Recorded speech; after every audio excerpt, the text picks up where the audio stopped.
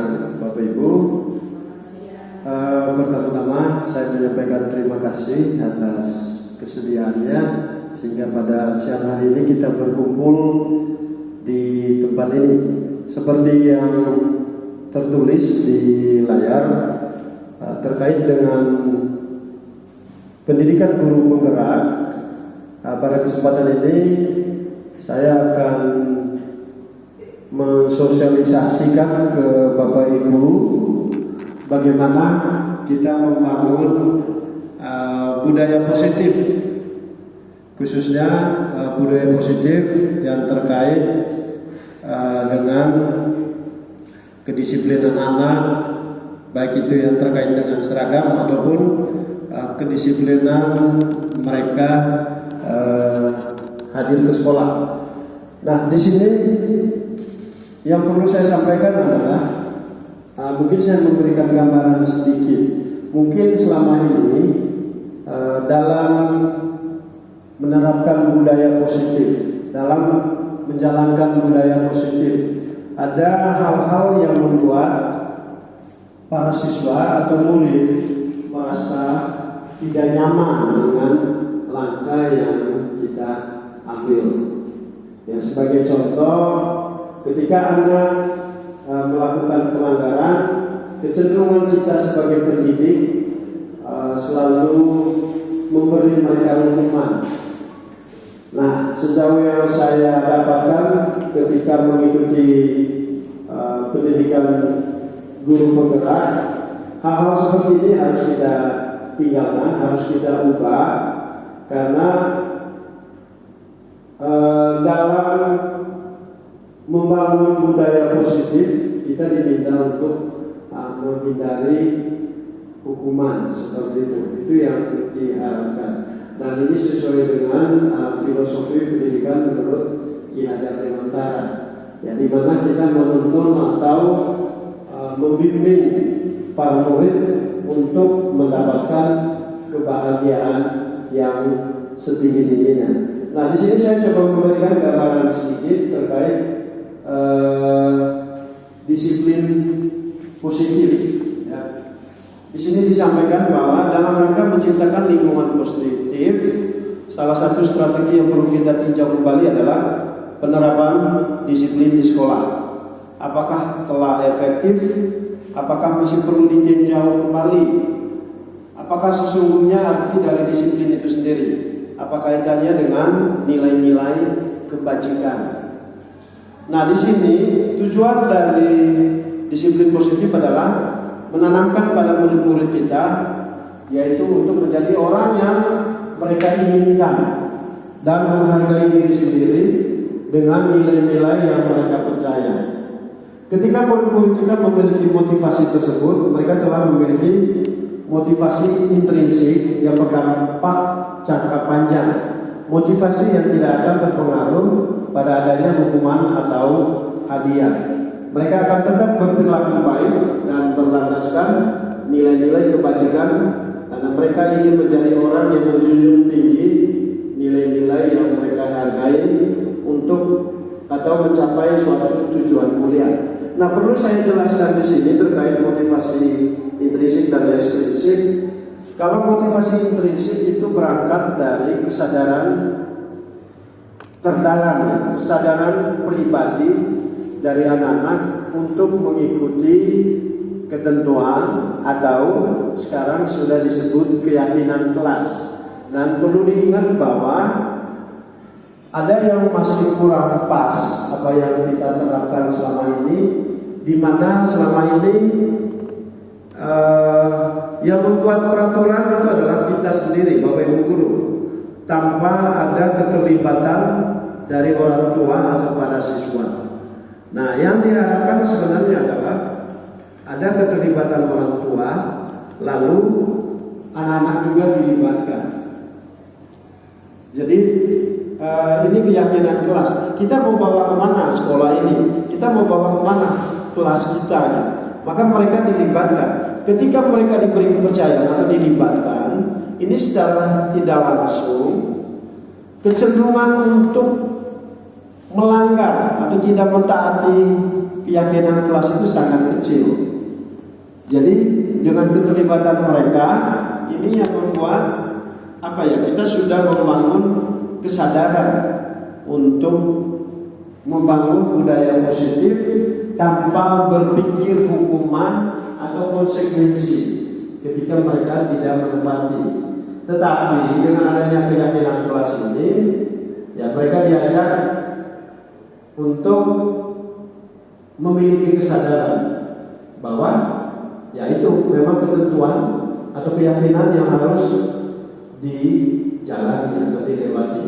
Gitu Bapak Ibu, itu gambaran sedikit. Nah, di sini perlu saya sampaikan sedikit nilai-nilai kebajikan universal. Di sini sih lebih kepada hal-hal apa saja sih yang perlu kita jalani. Dan ini erat kaitannya dengan profil pelajar Pancasila. Di sini nilai-nilai kebajikan yang dimaksud adalah ya termasuk di dalamnya adalah profil pelajar Pancasila. Ada 6 atau 7 menurut para ahli bidangnya terkait dengan nilai-nilai kebajikan universal. Tetapi di sini saya hanya tampilkan yang profil pelajar Pancasila, dan di sini juga menurut IBU Primary Years Program. Nah, nilai-nilai kebajikan yang harus kita kembangkan, kita hidupi, ya, seperti rasa hormat, integritas, pengetahuan, menghargai, toleransi, kreativitas, kerjasama, percaya diri, empati, mandiri, dan antusias. Sebenarnya masih ada yang lain, tetapi saya hanya fokus di nilai-nilai kebajikan universal yang sudah saya tampilkan. Lalu yang berikutnya kita coba berbicara terkait teori ya, motivasi, hukuman, dan penghargaan serta restitusi.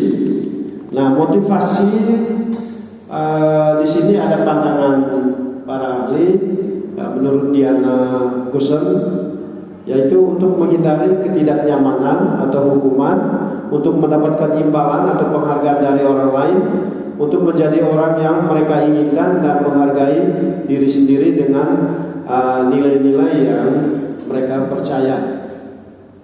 Nah, di sini kan tadi saya sudah memberikan gambaran sedikit terkait motivasi. Nah, ada motivasi yang betul-betul hadir dari kesadaran setiap pribadi. Tetapi ada motivasi yang karena memiliki tujuan tersendiri. Ya seperti contoh ya ketika kita ingin mendapatkan hadiah, ya kita totalitas. Ketika kita mendapatkan penghargaan, kita totalitas dalam menjalankan suatu kegiatan. Tetapi ketika apresiasi atau penghargaan itu ditiadakan, ya dengan sendirinya totalitas itu tadi tidak berjalan lagi. Ya itu tadi kelihatan bahwa dia punya motivasi ekstrinsik. Beda kalau motivasi intrinsik. Mau dikasih penghargaan atau tidak, ya dia tetap totalitas dalam menjalankan tanggung jawabnya. Karena itu hadir atau muncul dari dalam dirinya. Lalu yang berikutnya berbicara tentang hukuman dan penghargaan. Ya, tadi saya sudah memberikan gambaran sedikit ya. Alangkah baiknya kita harus meninjau kembali dengan tindakan yang kita ambil selama ini.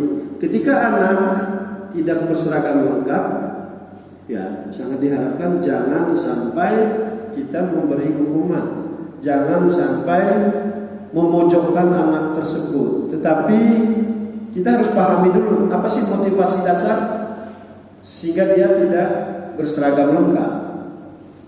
Nah, setelah kita menemukan motivasi dasarnya, baru di situ kita memberikan solusi. Tetapi solusi yang di sini yang dimaksudkan di sini adalah ya solusi di mana kedepannya dia tidak mengulangi hal yang sama dan dia tidak merasa terpojokkan atau tertekan dengan tindakan yang kita berikan. Lalu di sini ada restitusi ya. Nah, restitusi di sini adalah proses menciptakan kondisi bagi murid untuk memperbaiki kesalahan mereka, sehingga mereka bisa kembali pada kelompok mereka dengan karakter yang lebih kuat. Itu menurut Gosen tahun 2004. Restitusi juga merupakan proses kolaboratif yang mengajarkan murid untuk mencari solusi untuk masalah mereka dan membantu murid berpikir tentang orang seperti apa yang mereka inginkan dan bagaimana mereka harus memperlakukan orang lain. Coba kalau kita misalnya kilas balik ya ke Bapak Ibu ya, ketika anak tidak mengerjakan tugas ya, kita memberi hukuman, kamu harus menulis 100 kali ya, kamu harus menulis 100 kali bahwa saya tidak akan mengulangi lagi. Apakah itu bisa mengubah sehingga setelah itu dia akan mengikuti keinginan kita? Pasti dia mengikuti, tetapi dia mengikuti bukan karena kesadaran dari dalam, kesadaran supaya dia menyelesaikan tugas itu, tetapi dia melakukan itu karena semata-mata takut dengan hukuman yang berikan. Nah, di sini sebenarnya membangun budaya positif ini adalah bagaimana kita membangun kesadaran anak agar dia bertanggung jawab terhadap dirinya sendiri tanpa memikirkan apa ya. Jadi dia melakukan itu ya karena kesadarannya, bukan karena takut terhadap konsekuensi atau hukuman kalau misalnya dia tidak menjalankan itu. Itu yang mau disampaikan terkait dengan budaya positif ya. Saya tidak berbicara panjang lebar terkait dengan penghargaan bisa merusak hubungan, penghargaan mematikan kreativitas. Ya itu tadi, orang kreatif hanya karena ada maunya, bukan karena kesadaran pribadi, bukan karena usaha sadar. Terus penghargaan ya takut menghukum karena takut dihukum ya. Lalu yang berikutnya ini tadi yang saya sampaikan, yang motivasi dari dalam intrinsik, ya, di mana dia mempunyai kesadaran untuk melakukan sesuatu sehingga dia dikasih penghargaan atau tidak, dia tetap totalitas dalam menjalankan atau menyelesaikan tanggung jawab yang diberikan. Nah di sini ada restitusi, sebuah pendekatan untuk menciptakan disiplin positif ya. Tadi saya sudah memberikan gambaran di awal ya, bahwa hendaknya ketika para murid mengalami persoalan, alangkah baiknya kita mengubah pendekatan yang kita gunakan. Kalau dari sebelumnya kita mau mendisiplinkan mereka dengan memberi hukuman, ya mohon itu tidak diterapkan lagi, tetapi kita harus pahami dulu apa motivasi dasar dia tidak menjalankan tugas itu. Dan ketika kita coba berbicara dari hati ke hati, ya, mungkin dengan pendekatan yang berbeda, itu akan membangun kesadaran dia untuk mengubah. Ya, kalau misalnya dari tadinya agak susah untuk menyelesaikan tugas-tugas, ya mudah-mudahan dengan pendekatan yang kita sampaikan itu akan merubah kebiasaan dia ke depannya. Lalu yang berikutnya, restitusi memperbaiki hubungan. Saya tidak berbicara panjang lebar, secara garis besar tadi sudah disampaikan. Restitusi adalah tawaran, bukan paksaan. Ya, dengan restitusi, ya ini bukan paksaan, tetapi kita coba dengan pendekatan yang berbeda dari biasanya selama ini. Kalau selama ini kan salah sedikit dihukum, tidak beratribut lengkap dihukum. Nah ini akan meninggalkan luka batin terhadap para murid, sehingga kita harus menghindari itu. Ya memang mungkin kita berpikir agak susah ya.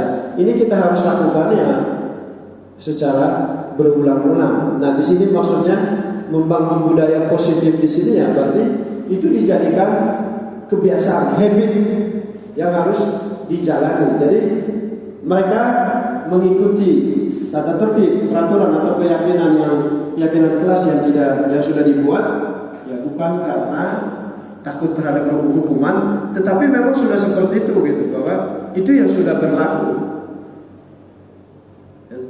tanpa ada paksaan, tetapi itu betul-betul ada kesadaran. Lalu yang berikutnya, dengan restitusi, ya secara tidak langsung kita menuntun anak untuk melihat ke dalam diri ya. Ya di sini mungkin kalau kita lihat flashback ke belakangnya, bahwa kecenderungan yang kita terapkan di mana tanpa menggali lebih jauh motivasi yang latar belakangi mereka melakukan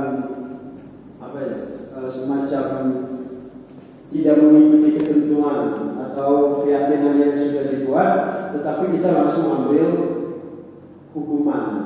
Nah ini yang diharapkan supaya pendekatan seperti itu tidak diterapkan lagi, tetapi kita secara terus-menerus untuk selalu membangun kesadaran. Intinya itu, bahwa kita harus membangun kesadaran para murid dulu.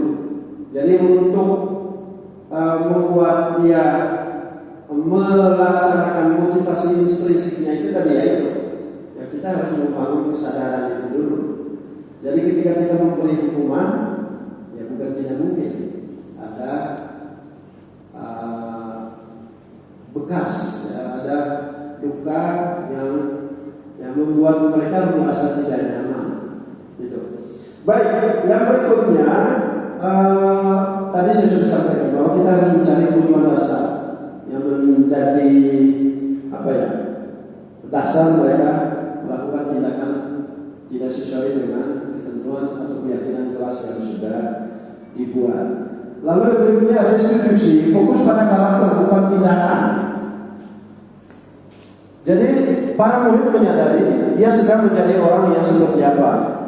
Yang itu adalah menunjukkan fokus pada penguatan karakter.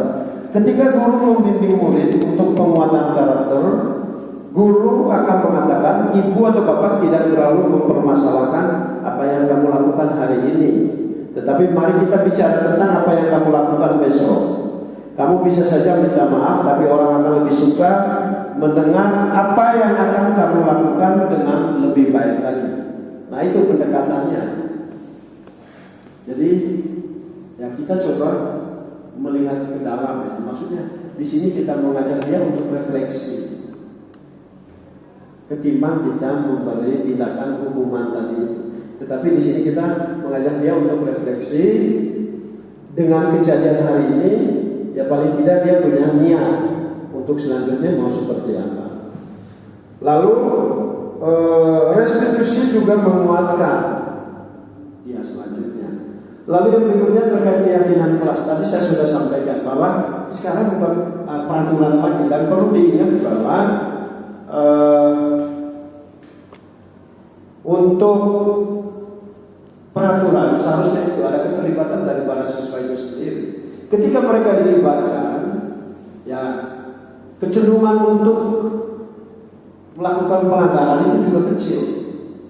Dan ini bukan opini, tetapi para ahli psikolog sudah membuktikan dengan penelitian. Ketika mereka dilibatkan, bahwa kita punya komitmen apa yang harus kita lakukan untuk tahun pelajaran ini ke depannya.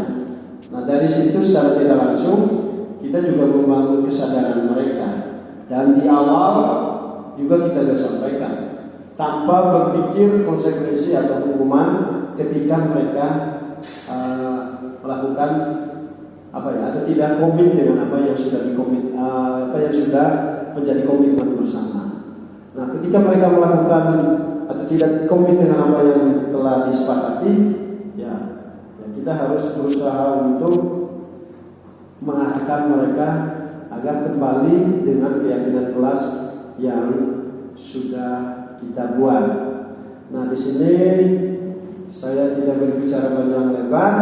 Lalu berikutnya di sini ada 5 posisi kontrol, ya, yang digunakan oleh Bapak Ibu guru. Nanti kita lihat berdasarkan hasil riset dari Dr. William Glasser ya, Gosset berkesimpulan ada 5 posisi kontrol yang diterapkan. Nah, pertama itu penghukum. Nah, seperti yang sudah atau barangkali mungkin kita sudah terapkan selama ini ya.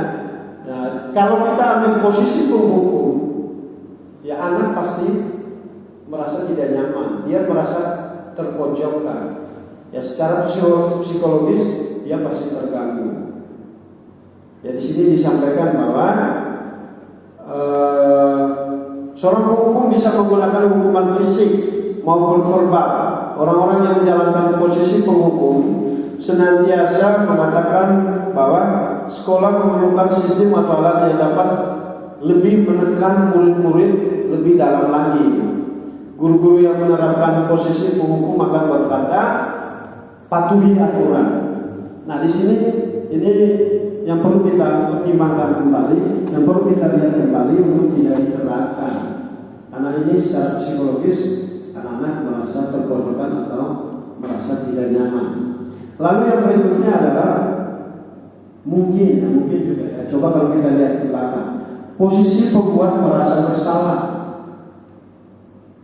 Ya saya sendiri juga pernah menerapkan ini. Pada posisi ini biasanya guru akan bersuara lebih lembut. Ya mungkin kita menggunakan sindiran juga ya. Nah dengan menyindir ya si anak atau para murid merasa bersalah. Ya. Tetapi dari tindakan itu yang membuat mereka merasa tidak nyaman, bahkan akan menimbulkan sikap rendah diri. Lalu yang berikutnya posisi sebagai teman. Ya saya juga pernah berpendapat ya, beropini bahwa saya mau memposisikan sebagai temannya mereka, di mana ketika saya memposisikan sebagai teman, saya memahami karakter mereka gitu yang sebenarnya. Tetapi sebenarnya di sini juga masih kurang tepat ya, di mana intinya guru pada posisi tidak akan menyakiti murid, namun akan tetap berupaya mengontrol murid melalui persuasi. Posisi teman pada guru bisa negatif ataupun positif.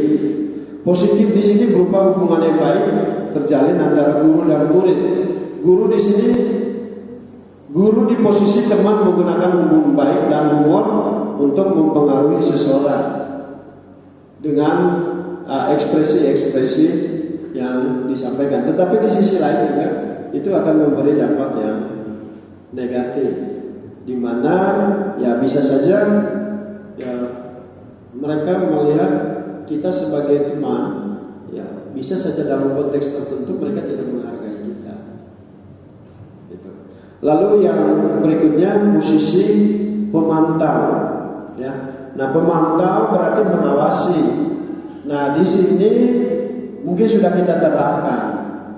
Ya ketika ada persoalan, ya kita tidak langsung mengawasi, tetapi kita tidak langsung mengambil tindakan, tetapi kita hanya sebatas mengawasi.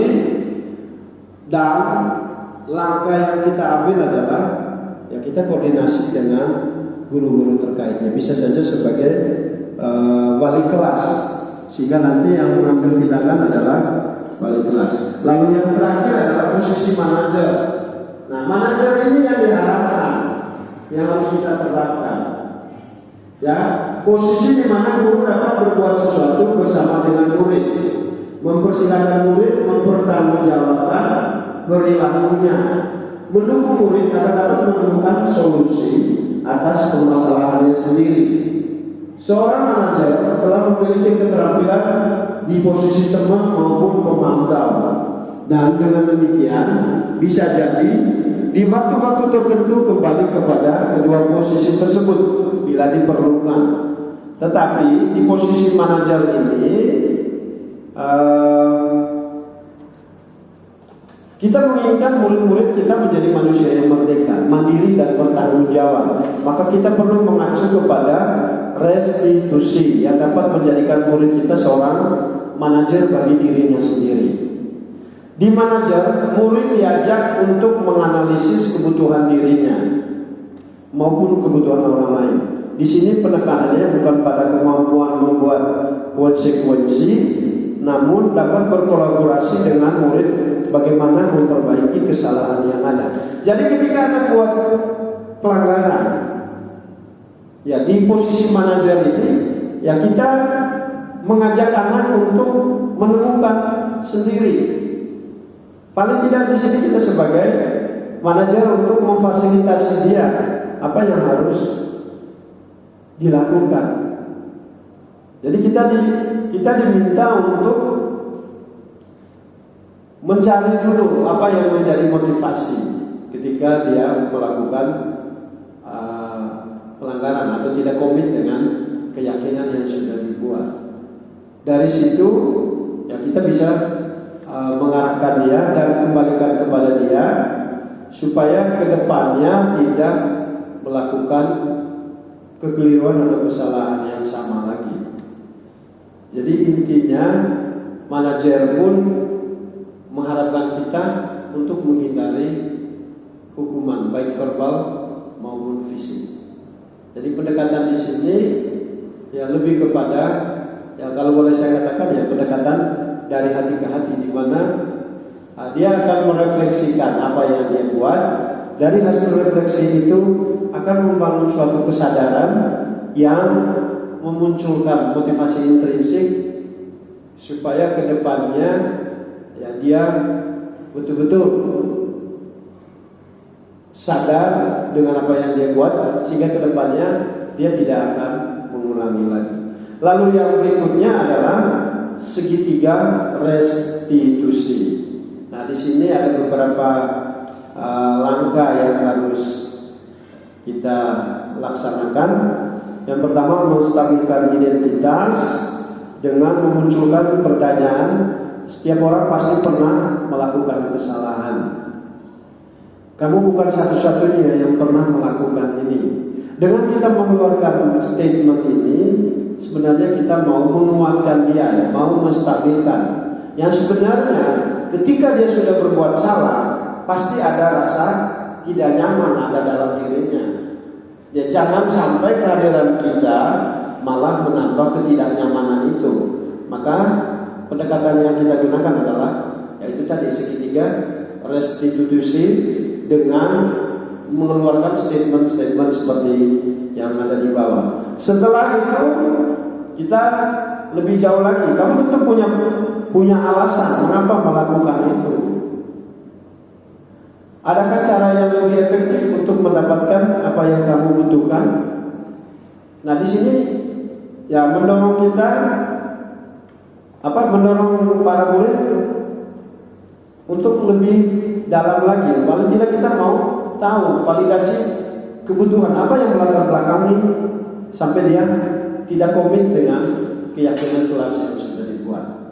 Lalu yang berikutnya, nilai-nilai apa yang telah kita sepakati.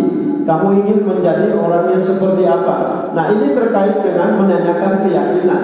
Makanya tadi di awal, ketika membuat keyakinan kelas, mereka harus dilibatkan sehingga mereka punya kesadaran, mereka bisa bertanggung jawab dengan keyakinan atau kesepakatan yang telah dibuat di awal tadi.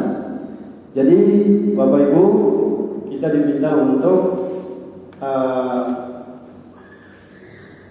coba mengubah pendekatan yang kita gunakan, di mana pada saat membuat keyakinan atau peraturan, para siswa itu dilibatkan, sehingga ketika mereka dilibatkan, mereka punya kesadaran atau tanggung jawab dengan apa yang sudah dibuat itu.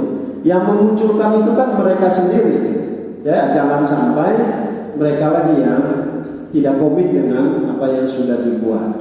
Jadi itu saja sih yang perlu saya sampaikan pada kesempatan ini, di mana kita diminta untuk mengubah pendekatan yang kita gunakan ketika anak-anak melakukan pelanggarannya.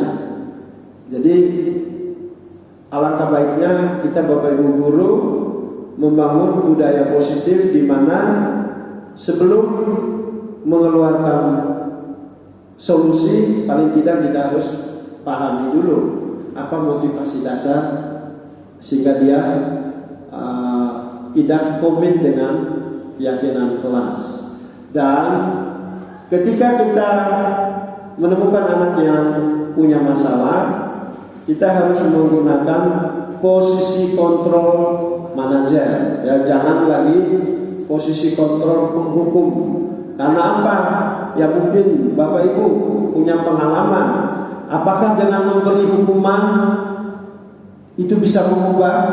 Ya mungkin bisa mengubah, tetapi hanya sebentar. Mungkin bisa mengubah, tetapi itu perubahan yang semu.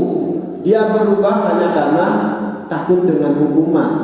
Beda kalau misalnya pendekatan dengan manajer, di mana dia punya, kita memahami motivasi intrinsiknya, apa yang memotivasi dia tidak komit dengan keyakinan atau peraturan yang sudah dibuat, dan dari motivasi itu kita bisa mengambil solusi apa yang harus kita lakukan. Intinya bahwa membangun budaya positif di sekolah tidak harus dengan memberi hukuman, memberi atau berbicara tentang konsekuensi yang membuat mereka jerah. Tetapi yang perlu kita mau bangun adalah bagaimana kita memahami motivasi yang membuat mereka tidak komitmen dengan apa yang sudah disepakati sebelumnya.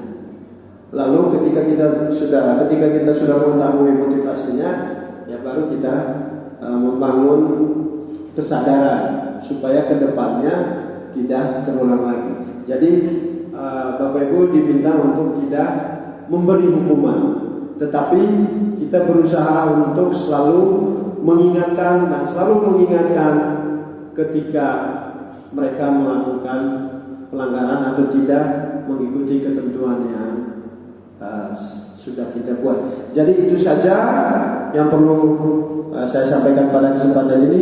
Sekali lagi terima kasih atas kerjasamanya.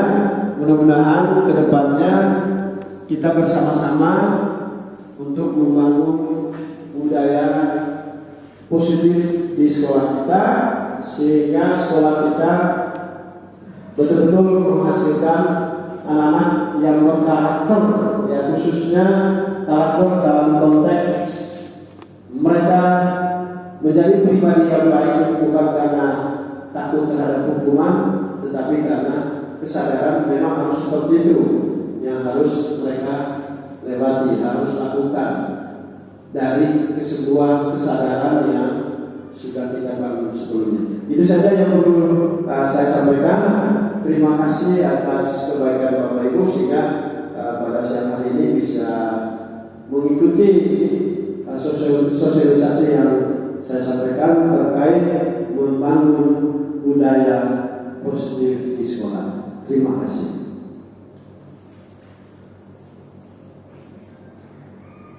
Itu Bapak Ibu untuk ya tentang budaya positif, sehingga nanti kalian tahu apa saja budaya positif yang sudah ada di SMP Santa Maria khususnya, dan nanti juga kalian bisa untuk apa tuh namanya melaksanakan, mempraktekannya. Ya, syukur-syukur mempraktekannya dengan hati yang gembira. Ya, gitu ya. Jadi nanti dengarkan apa yang nanti disampaikan oleh Bapak Michael. Ya, mungkin nanti kalau dibuka oleh Pak Michael ada pertanyaan dari kalian, mungkin diperbolehkan ya. Tapi kalau Pak Michaelnya mau memberikan pertanyaan kepada kalian, ya kita sambut Bapak Michael, kita beri tepuk tangan yang meriah untuk Mr. Michael. Pasti dan teman persilakan. Baik, terima kasih Pak Erwin. Selamat pagi semuanya. Masih kurang semangat. Selamat pagi semuanya. Ya, seharusnya kalau pagi harus semangat ya.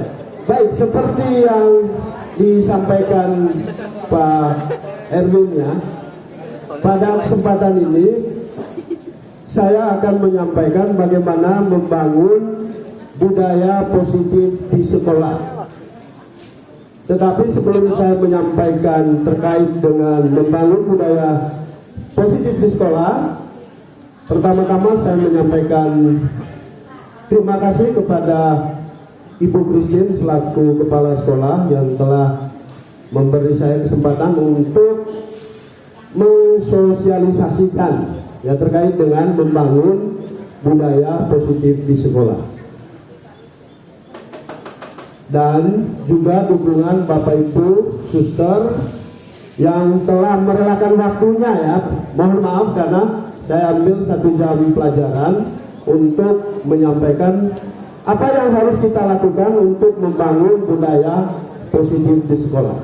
Sebelum saya menyampaikan beberapa hal terkait dengan membangun budaya positif di sekolah, alangkah baiknya kita mulai dengan kebiasaan kita. Dan ini saya pikir sudah kebiasaan yang positif yang telah kita lakukan.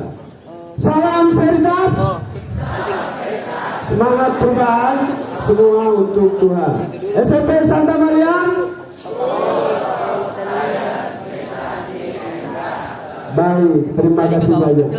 Jadi yang perlu saya sampaikan pada kesempatan ini, yang pertama, teman-teman sudah melaksanakan sebenarnya. Hanya pada kesempatan ini saya hanya ingin mempertajam apa yang sudah dilaksanakan selama ini.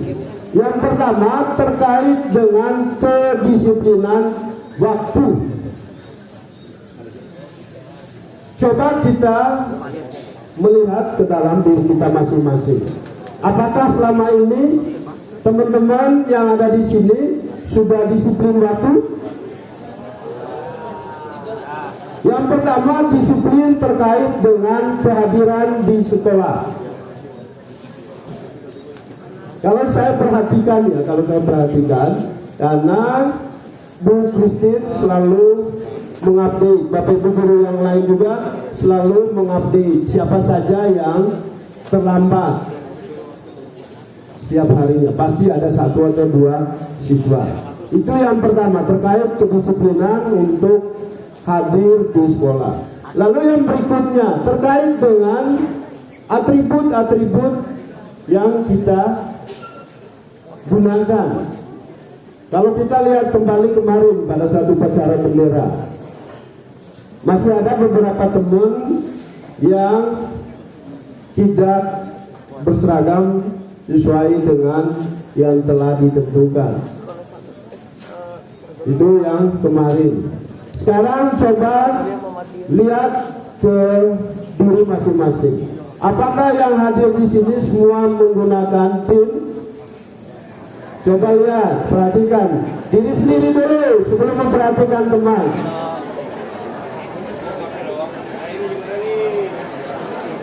Ya, saya berharap semua ya, karena ini sebagai budaya yang harus kita jaga, ya, budaya positif yang kita jaga, yang sudah kita laksanakan. Itu yang berikut. Lalu yang berikutnya, coba kita lihat kembali, apakah dalam pelaksanaan penilaian harian, penilaian tengah semester, ataupun penilaian akhir semester, apakah di antara teman-teman masih ada yang bekerja sama, diskusi, atau menyontek temannya? Mudah-mudahan tidak ya. Saya percaya bahwa teman-teman yang ada di sini semua sudah bisa bertanggung jawab terhadap diri sendiri dan lebih mengedepankan terkait kejujuran. Lalu yang berikutnya, coba kita lihat kembali, ya, flashback. Apakah dalam keseharian teman-teman ada yang suka membuli? Ada nggak?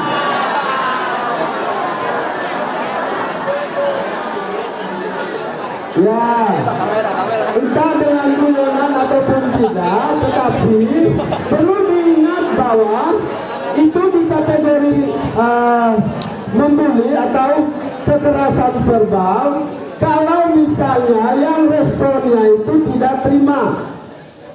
Ya, kemarin saya coba berdiskusi dengan Pak Yopi ketika dalam perjalanan pulang dari Yogyakarta ya.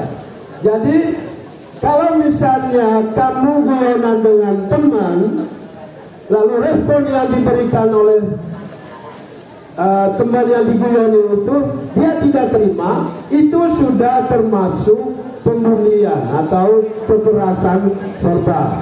Maka teman-teman, kalau misalnya selama ini ada yang sudah mengarah ke sana, mohon kita harus merem diri.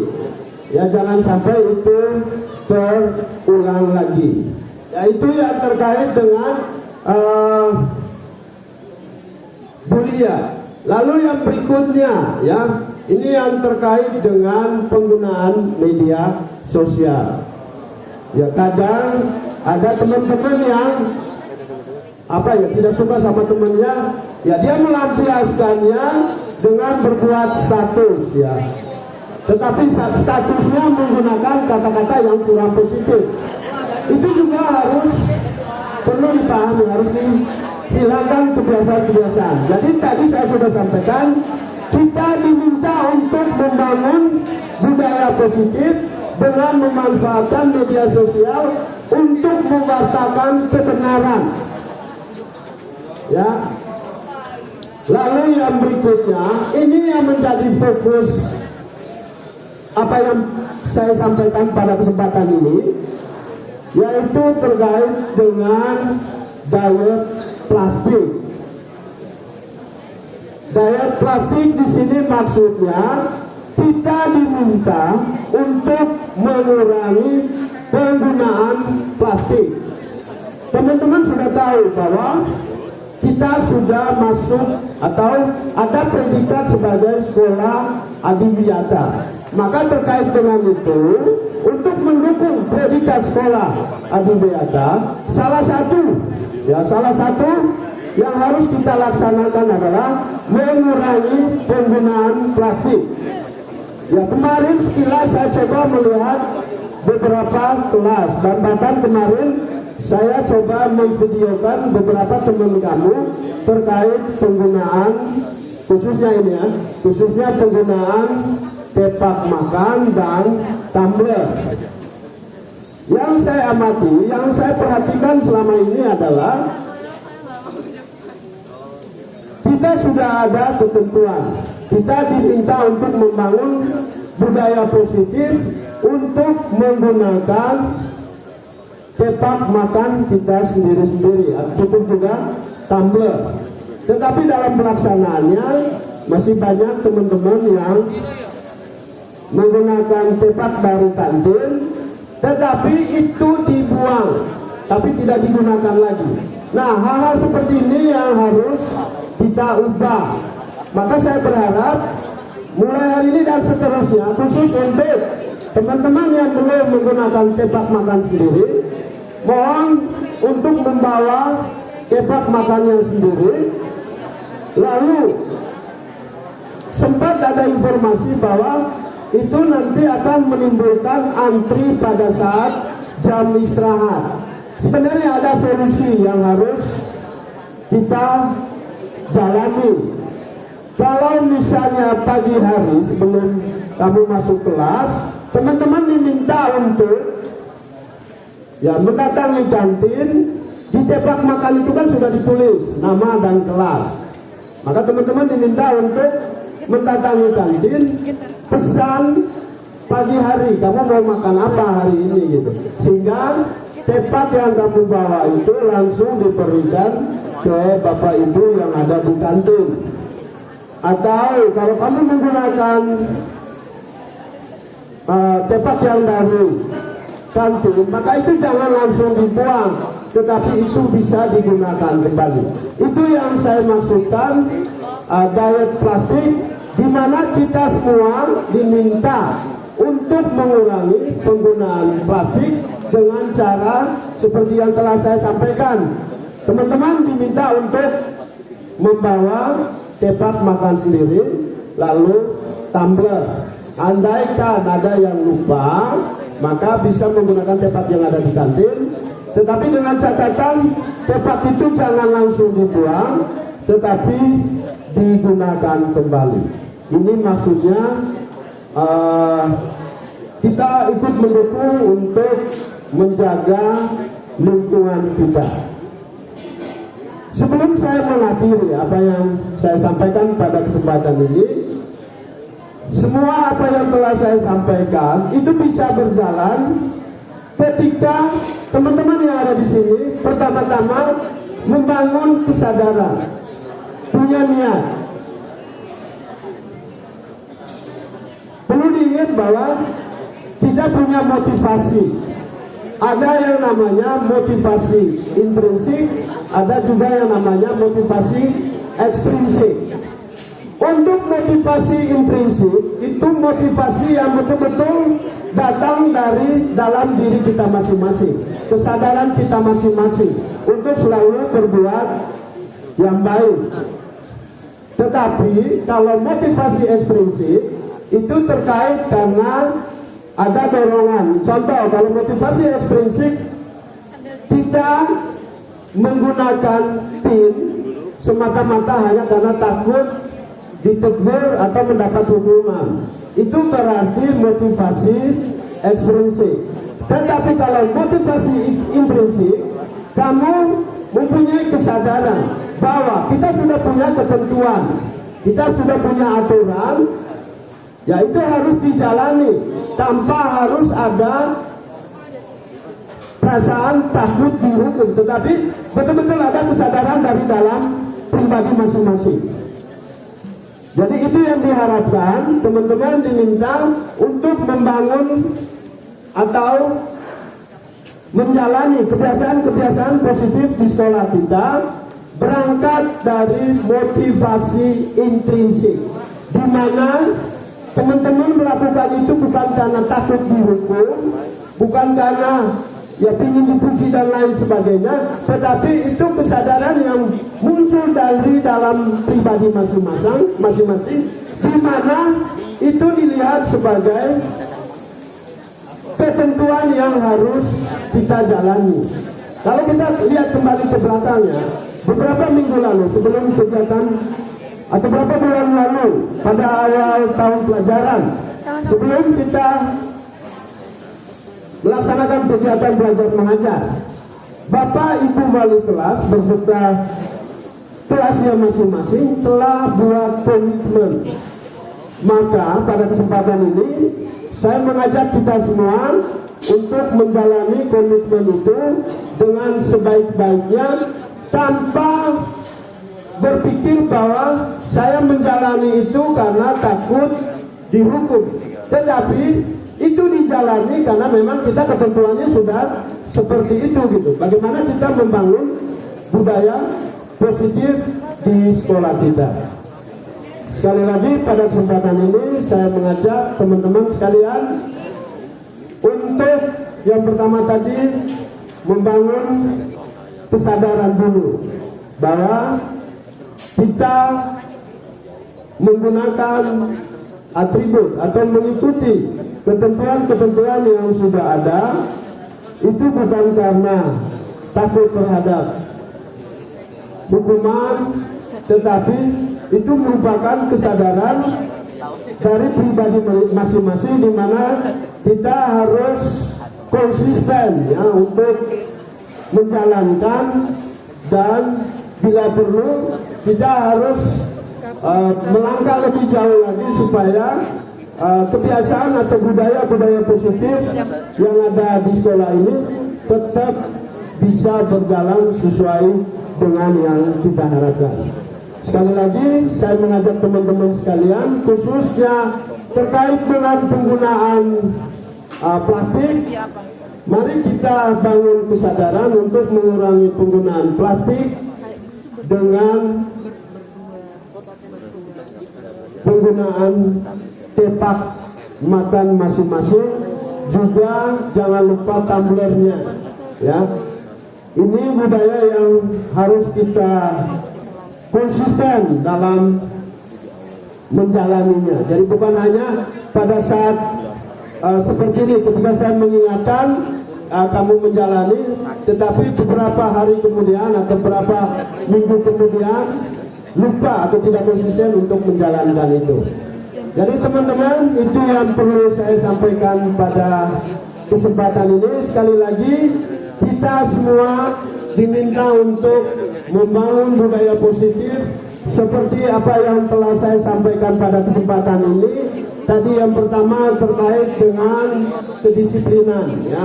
Lalu yang berikut terkait dengan penggunaan media sosial sebagai wadah untuk memwartakan kebenaran, bukan untuk mencaci maki atau mengeluarkan status yang membuat orang lain merasa tersakiti. Lalu yang berikutnya yang menjadi poin utama saya pada kesempatan ini adalah mengurangi penggunaan plastik.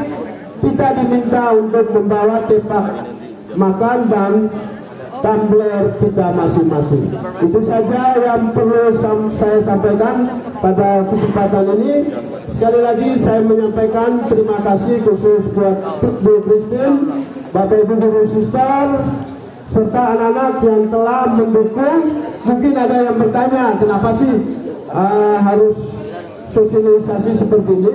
Jadi selama ini saya mengikuti kegiatan guru penggerak.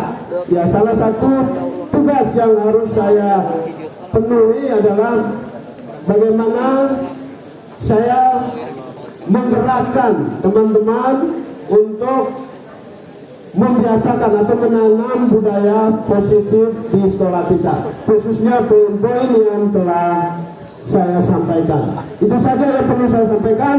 Terima kasih atas perhatiannya, dan mudah-mudahan bukan hanya sekedar ya teorinya saja, tetapi itu betul-betul diterapkan, dilaksanakan dalam keseharian kita ke depannya.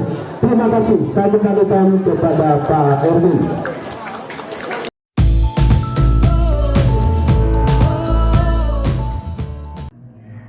Perkenalkan, saya Angela Lia Perlitasari, guru SMP Santa Maria Cirebon. Setelah mengikuti pengarahan terkait budaya sekolah, yaitu mengurangi sampah plastik menggunakan tempat makan maupun botol minum sendiri yang disampaikan oleh Bapak Michael Rahardi, saya sangat setuju sekali, karena dengan hal sederhana tersebut kita dapat membantu mengurangi pencemaran lingkungan, karena permasalahan sampah kini telah sampai pada taraf memprihatinkan. Sehingga dengan adanya budaya positif sekolah ini juga dapat menumbuhkan perilaku yang berkaitan dengan profil belajar Pancasila. Hal ini dapat diintegrasikan dalam edukasi pengurangan sampah plastik, di mana peserta didik memiliki pengetahuan, kesadaran, dan perilaku dalam menggunakan bahan plastik. Dengan terjadinya perubahan perilaku pada peserta didik dalam bijak sampah dapat menjadikan budaya sekolah yang luar biasa.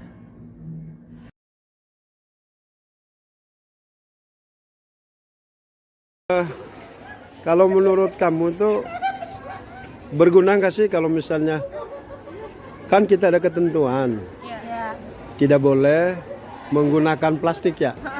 Nah kalau menurut kamu tuh bermanfaat nggak sih kalau misalnya kamu bawa tepak makan atau tumbler itu? Bermanfaat.